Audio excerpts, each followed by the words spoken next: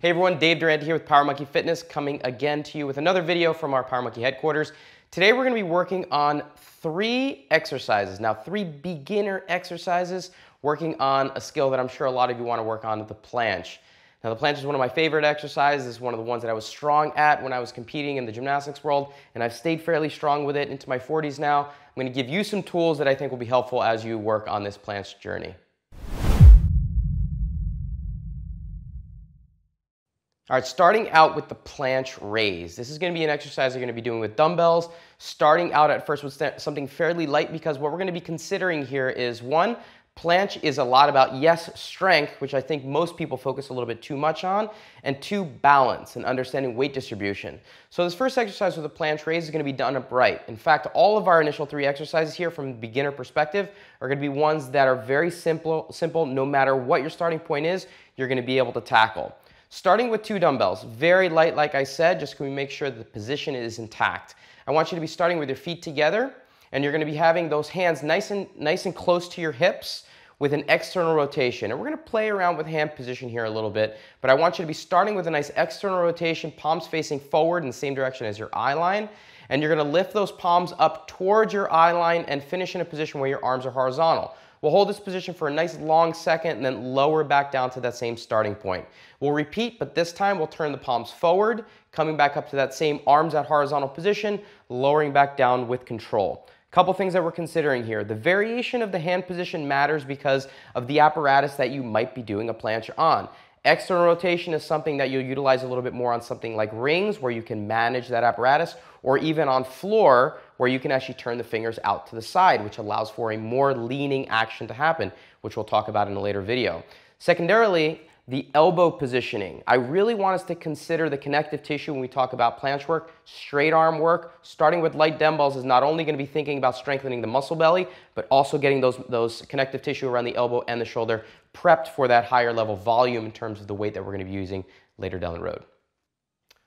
A common error that we see with this particular planche raise is that people jump to weights that they're a little bit outside of their comfort zone a little bit too quickly. So what we end up seeing is, instead of keeping the body nice and upright, I want to see the shoulders over the hips, over the feet, body as vertical as you possibly can, and then thinking, like I mentioned, arms extending out in front of you, pushing nice and long. What we'll see instead is leaning back. So that weight will need to be compensated for. If the weight is too heavy for you, you'll end up leaning back and the knees and hips will end up drifting forward.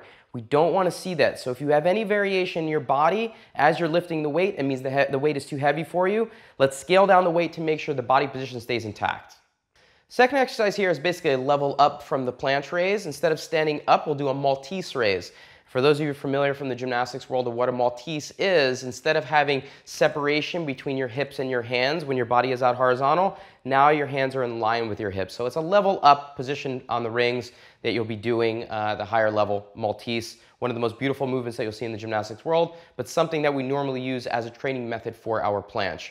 This one starts out laying down on your back, on a bench, on a box, something where you have a little bit of space and a little bit of depth to be able to work beyond just horizontal with your hands in line with your hips. So we're going to do here, same thing, dumbbells in hand, starting out light, same considerations from the planche raise. And what I want you to do here is making sure you're squeezing your butt nice and tight to make sure that lower back is staying intact with the box or bench. You're going to let those hands drift below horizontal as low as you possibly can to get a nice stretch along the front part of the shoulder, pec, and bicep. And then from there, you'll lift up to a position where the hands come to shoulder width apart to about a 45-degree angle. We'll lower back and forth through this range, always with control, and we're always going to finish with a nice long hold with those hands right by our hips. Now, something to really consider here, that these movements, both the planche raise and the Maltese raise, are push movements, not pull movements, meaning I want you to always be thinking about pushing the arms away from your midline, thinking about creating length through that arm rather than pulling in. No bending in the elbow, create nice length all the way through that position. The last exercise within the sequence is going to be a planche lean. Now we're going to be going through 2 separate variations here. Both of these will be the only exercises so far within this sequence that you're going to be set up as if you were doing a real planche. Hands on the ground, your feet will be staying on the ground, and variation number 1 will be your hands firmly placed down on the ground.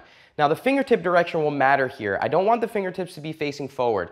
You'll see a lot of people working on planches, especially more simplified planches like a tuck planche, and you can get away with fingertips facing forward in that type of variation because you don't need to lean very far. Unfortunately, as the body starts to extend, you'll need to lean further and further forward. And if you get used to fingertips facing forward, it's going to be very limited in terms of longer progressions for higher level variations.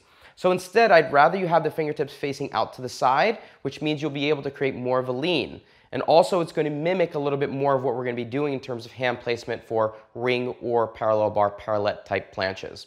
Once your hands are in the correct position, the elbows are fully locked out, stacked over the hand as a starting point, basically a plank position, really driving those hands down through the floor to extend through a nice hollow position. I don't want to see any retraction through the scap. I want to see a nice hollow through that upper back. And all we're going to be doing here is leaning the shoulders as far forward as you possibly can, where you can maintain that same initial position. We'll kick out, we'll try to hold between 3 and 5 seconds, and then you'll pull with control back to your starting point. That's all we're going to be doing, rocking back and forth within that position, leaning, like I said, as far as you can where you can maintain good position. The secondary variation that we'll do here will be with parallettes, and you can either do these with hands facing forward, mimicking what it would be like with your hands on parallettes, or you can slightly externally rotate, which would mimic a little bit more of what the hand position might be like on something like rings. So it gives you a little bit of more of an effect, and more of an understanding of what your hands might be feeling once you have an apparatus in your hand. Same idea in terms of body position, driving those arms through the ground, extending through the hollow in the upper back, leaning those shoulders as far as you possibly can while maintaining a nice hollow body position, and then pulling your body back to that same starting point with control. Always starting with the shoulders directly up over your hands, leaning the shoulders forward, and then pulling back. You can do this on a soft surface, something smooth, where you can actually rock back and forth, but you can also just rock back and forth on your toes. If you want to try it with a towel under your feet so you can slide back and forth, that might be a nice way to be able to actually keep the position intact while you actually have something a little bit more smooth to move back and forth from.